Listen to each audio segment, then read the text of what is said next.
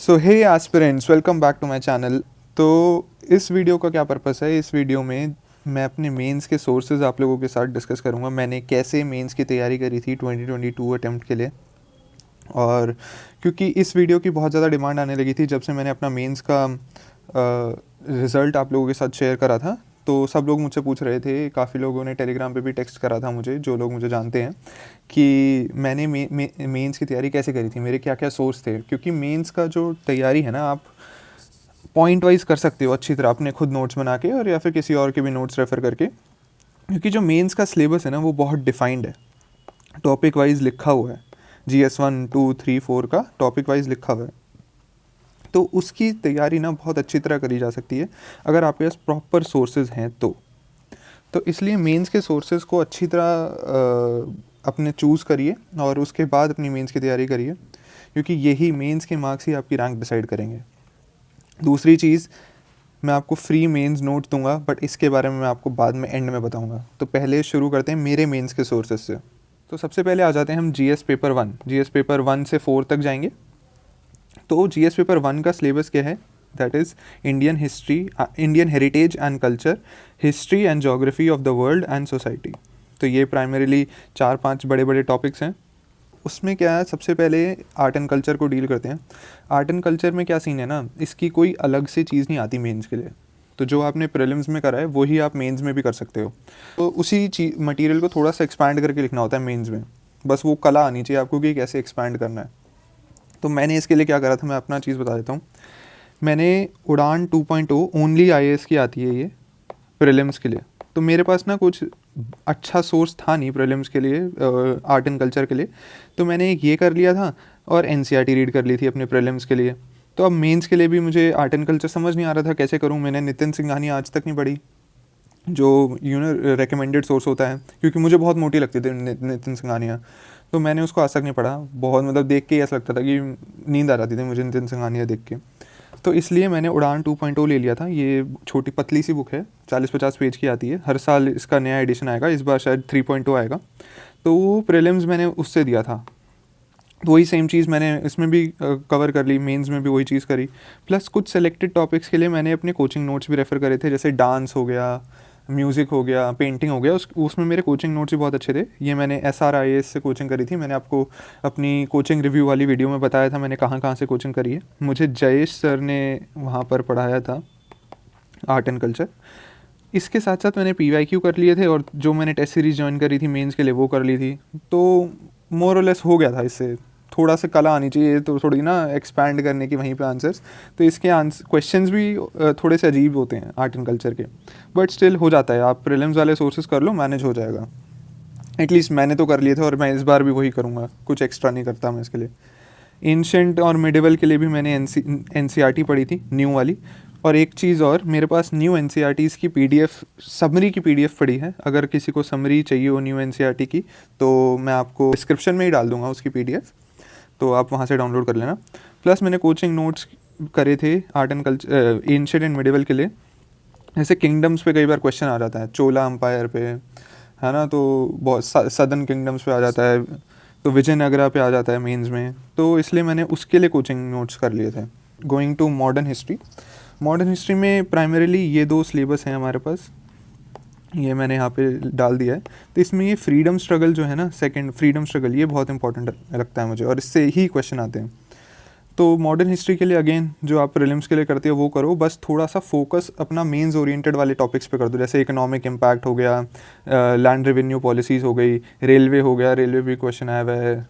और किस पे, हाँ मतलब यही कुछ टॉपिक्स होते हैं जो मेन स्पेसिफिक टॉपिक्स होते हैं ना मॉडर्न हिस्ट्री के, वो ही करो। और सोर्स आपका कोई भी हो सकता है। मैंने तो कोचिंग नोट्स करी है, मैंने स्पेक्ट्रम नहीं पढ़ी। तो बहुत से लोग ये कहते हैं ना, स्पेक्ट्रम नहीं पढ़ी तो कैसे निकल जाएगा। मैंने प्रीलिम्स निकाला है बिना स्पेक्ट्रम पढ़े। मैंने अपने कोचिंग के नोट्स पढ़े हैं, और जो टेस्ट सीरीज़ करी थी वही मैंने मेंस के लिए करी है। तो स्पेक्ट्रम पढ़ना ऐसा कोई बहुत ज़रूरी नहीं है, बट अगर आप स्पेक्ट्रम पढ़ रहे हो तो स्पेक्ट्रम को ही पढ़ते रहो मॉडर्न हिस्ट्री के लिए, मेंस के लिए भी और प्रीलिम्स के लिए भी। पूरी हिस्ट्री का सोर्स सिर्फ एक ही है, जो प्रीलिम्स में पढ़ा है वही मेंस में पढ़ा जाएगा। बस ये आर्ट आनी चाहिए आप लोगों को आंसर राइटिंग की, वो आप टेस्ट सीरीज़ के थ्रू सीख सकते हो। ठीक है ना। तो अब आ जाते हैं हम पोस्ट इंडिपेंडेंस इकलौता ऐसा टॉपिक है जिसके लिए मैंने कुछ नहीं पढ़ा, कुछ भी नहीं पढ़ा। ये लिखा है post independence consolidation and reorganisation within country. Actually क्या है, ये मेरे PSIR में कवर हो जाता है ना। तो मतलब जितने क्वेश्चन आने होते हैं ना इससे, वो मेरे PSIR में कवर हो जाते हैं। उससे मैं इसका एक एवरेज आंसर लिख दूंगा उस कंटेंट से जो मेरे पास PSIR वाला है। तो मैंने सोचा कि क्यों मैं विजन IAS का अलग से ख़रीदूँ और आराम से 50-60 पेज दोबारा पढूँ और फिर उसको रिवाइज़ भी करूँ, उनके नोट्स बनाऊँ। पोस्ट इंडिपेंडेंस के लिए क्वेश्चन कुछ आना नहीं है, अगर एक आना भी है तो भी मैं अपने PSIR वाले से कर लूँगा। तो there is no point doing any extra efforts for this. World history मैंने करी थी, बहुत से लोग स्किप करके जाते हैं। इस बार कोई क्वेश्चन आया नहीं बट मैंने करा था, तो मेरा उसमें टाइम इतना वेस्ट हो गया वैसे थोड़ा सा देखा जाए तो मैंने कोचिंग नोट्स करे थे। मेरे पास PPT की फॉर्म में कोचिंग नोट्स पड़े हैं मेरे पास। SRIS अगेन SRIS से मैंने अपनी GS की कोचिंग करी थी, वो मेरे पास PPT की फॉर्म में पड़े हैं। आप बोलोगे तो मैं आप लोगों के साथ शेयर कर दूंगा फॉर श्योर। ये वर्ल्ड हिस्ट्री का वैसे सिलेबस है, इतनी इंपॉर्टेंट है नहीं, इस बार कोई क्वेश्चन आया भी नहीं तो देख लो, करना चाहते हो तो कर ही लो। वैसे मेरे हिसाब से तो करनी तो चाहिए, मैं भी करूँगा। मेरे नोट्स चाहिए होंगे तो मैं शेयर कर दूँगा। देन आ जाते हैं हम सोसाइटी पे, सेकंड लास्ट है, इसके बाद ज्योग्राफी बची है बस एक। तो सोसाइटी मैंने करी थी, सौरभ कुमार सर हैं, इन्होंने मुझे अपनी SRIS में कोचिंग दी थी, तो मैंने तो इन्हीं के नोट्स पे ट्रस्ट करा। अब मैंने क्यों करा मैं तुम्हें बताता हूँ। जो सौरभ कुमार सर है ना, इन्होंने खुद 6 अटैम्प्ट्स दिए अपने। उन 6 अटैम्प्ट्स में से इन्हें 3 बार इंटरव्यू कॉल आया, विच मीन्स इनके जो अपने नोट्स होंगे वो इतने अच्छे होंगे कि आपको मेंस तो क्लियर करवा देंगे। तो इसलिए मैंने इनके नोट्स पे ही रेफ़र करा। अब ये SRIS में नहीं है, अब इन्होंने अपना अलग कोचिंग इंस्टीट्यूट शुरू कर लिया है, that is IAS 360। IAS 360 Saurabh sir का ही है। तो मैंने सौरभ सर के नोट्स रेफ़र करे सोसाइटी में। अब उनको आप IAS 360 के नोट्स भी बोल सकते हो, है ना। तो वो नोट्स, अगर आपको पुराने वाले नोट्स चाहिए सर के, तो सर का एक टेलीग्राम चैनल है, that is polity bye Saurabh Kumar. ये मैंने अपनी इसी से मैंने बेसिकली अपने नोट्स डाउनलोड करे थे और इसी को रेफ़र करा था, इन्हीं के नोट्स को रेफ़र करा था। नए वाले जो इन्होंने सोसाइटी में एक बुक भी लिखी थी दृष्टि पब्लिकेशंस में, तो अगर आपको किसी को बुक लेनी हो तो बुक भी ले सकता है, बट मैंने तो पुराने वाले नोट्स से ही कर लिया था जो पॉलिटी बाय सौरभ कुमार वाले टेलीग्राम चैनल पे हैं।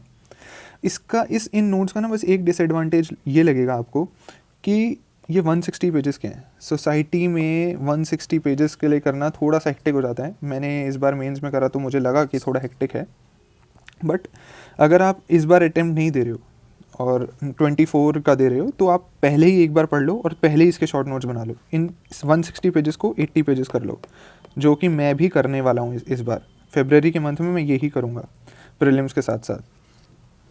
तो ये सोसाइटी का हो गया। इन नोट्स में प्रॉपर पूरा सिलेबस कवर है टॉपिक वाइज, तो आपको कहीं और जाने की ज़रूरत नहीं है, सिर्फ ये नोट्स कर लो, हो जाएगा। नाउ कमिंग टू ज्योग्राफी बहुत लोगों को मतलब सताती है, ये सब्जेक्ट है, सताने वाला सब्जेक्ट है।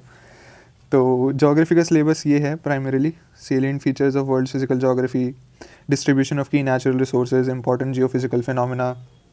तो अब मैं तुम्हें बताता हूँ मैंने इसके लिए क्या करा था। मुझे कोचिंग दी थी ऋषिकेश दुधात सर ने। इनके नोट्स बहुत सही हैं, बहुत ज़बरदस्त नोट्स हैं इनके ज्योग्राफी के। अगर इनके नोट्स तुम्हें चाहिए ना तो कहीं टेलीग्राम पे मैंने अभी भी देखा है सर्कुलेट होते रहते हैं। बहुत सही नोट्स हैं इनके नोट्स कर जाओ, ज्योग्राफी में बेड़ा पार हो जाएगा। बहुत ज़बरदस्त हैं, प्रीलिम्स भी मेंस भी। बट हाँ, इन मेंस के लिए इन नोट्स में तुम्हें थोड़ा सा वैल्यू एडिशन करना पड़ेगा। ऋषिकेश रेड्डी, अब ये रेड्डी हैं, ये दुधात हैं, तो ये देख लेना। जो ऋषिकेश रेड्डी है ना, ये एक टॉपर हैं, इनसाइट्स से इन्होंने कोचिंग करी थी, तो इनसाइट्स IAS को ही इन्होंने अपने नोट्स दिए हुए हैं। अब ये ऋषिकेश रेड्डी सर के मैंने नोट्स रेफ़र करे थे इस वाले टॉपिक के लिए: डिस्ट्रीब्यूशन ऑफ की natural resources across the world including South Asia, Indian subcontinent, factors responsible for the location of primary, secondary, tertiary industries. ये वाला जो टॉपिक है ना, मैंने इस टॉपिक के लिए सर के नोट्स रेफ़र करे थे, that is Rishikesh Reddy sir के, और बहुत ज़बरदस्त नोट्स थे। इसके अलावा तुम्हें और कुछ करने की ज़रूरत नहीं है, ये इनसाइट्स IAS की वेबसाइट पर मिल जाएगा तुम्हें, मैं इसका लिंक डाल दूँगा डिस्क्रिप्शन में, तो देख लेना। बाकी बात रही टेस्ट सीरीज़ PYQ, ये तो मैंने सारे ही सब्जेक्ट में करा था, तो ये इसको बार बार अब लिखने की कोई ज़रूरत नहीं है, ये तो तुम समझ ही गए होगे। तो प्राइमरीली मेरे ये 2 सोर्सेज थे, ठीक है। GS1 हो गया अपना complete. Now let's go to GS2। अब GS2 की बारी। तो GS2 का एक ब्रॉड सिलेबस यही है: governance, constitution, polity, social justice and IR। तो सबसे पहले लेते हैं कॉन्स्टिट्यूशन पॉलिटी को। कॉन्स्टिट्यूशन एंड पॉलिटी को मैंने मेजरली IAS 360 के नोट से ही करा था। मैंने तुम्हें बताया सौरभ सर के बारे में ऊपर, उन्होंने उनके ही नोट्स मैंने करे थे और बहुत कॉम्प्रिहेंसिव, बहुत ज़बरदस्त नोट्स थे, 80 पेजेस के नोट्स थे। और इस बार ना एक राइट टू मूवमेंट के ऊपर क्वेश्चन आया था, वो भी इनके इनके नोट्स में था। तो इनके नोट्स से डायरेक्टली बहुत सारे क्वेश्चन मेरे तो हिट हो गए थे, है ना। तो my compliments to this institution that is IAS 360। तो मुझे बहुत अच्छा लगा इनके नोट्स करके, एंड तुम लोग भी रेफ़र कर सकते हो।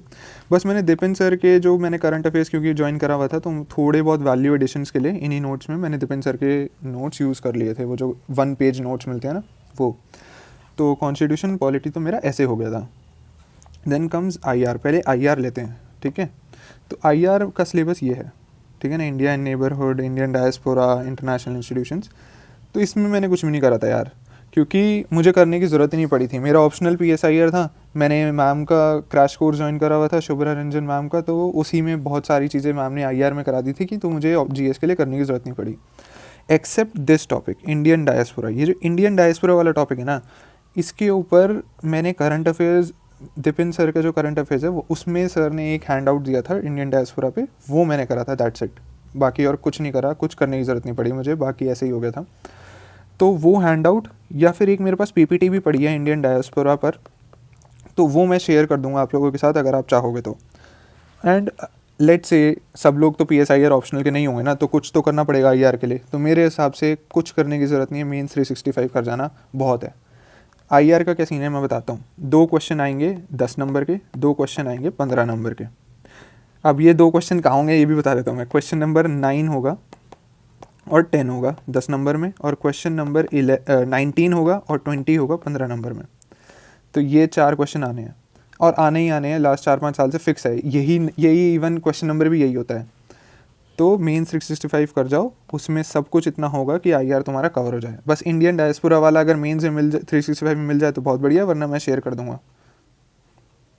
और इसके तो नोट्स ऑनलाइन भी मिल ही जाएंगे इंडियन डायस्पोरा के। तो फिर तो आ गए अब हम गवर्नेंस एंड सोशल जस्टिस। भाई ये जो टॉपिक्स हैं ना, ये हर किसी के बस की नहीं होता इन पे नोट्स बनाना, और अगर नोट्स बन भी गए तो आंसर राइटिंग ढंग से करना, क्योंकि ये इतने मतलब वेग से टॉपिक हैं, इतना सारा इन्होंने दिया हुआ है, तो इस पर तो अंत ही नहीं है। वेलफेयर स्कीम्स, अब कितनी भी वेलफेयर स्कीम्स पे बना लो तुम। तो इसमें तो मैंने अगेन IAS 360 मेरा मैंने सब कुछ इसी से करा था मेंस में। मोस्टली 60 पेज के नोट्स थे, इस बार मैंने इनको और छोटा कर लिया है, मैंने इनको 30 से 35 पेजेस में ही बना लिया है। और अपने अगले मेंस के टाइम पे मैं इनको और छोटा कर लूँगा, तो सोच रहा हूँ 20 से 25 पेजों में ही बना लूँ मैं इनके सारे नोट्स। तो इतने मैं छोटे कर लूँगा इन नोट्स को, है ना। और प्लस मैंने थोड़ा सा वैल्यू एडिशन दिपिन सर के करंट अफेयर से करा था, ज़्यादा नहीं, थोड़ा बहुत। जैसे मेंटल हेल्थ वगैरह के क्वेश्चन, जो मेंटल हेल्थ का जो टॉपिक है वो मैंने करंट अफेयर्स से करा था दिपिन सर के। बट मोस्टली अगर तुम ये वाले नोट्स कर लोगे ना 60 पेज के IAS 360 वाले, तो तुम्हारा हो जाएगा, है ना। तो कई टॉपिक्स जैसे GS1 से भी कोइंसाइड करते हैं इसमें, जैसे पावर्टी एंड हंगर, तो तुम्हारे वहाँ GS1 वाले नोट्स भी इधर काम आ जाएंगे।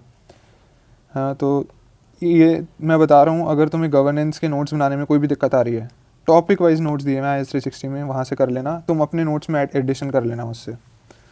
तो मैंने तो यही दोनों चीज़ें करी थी और मेरा हो गया था। चलो।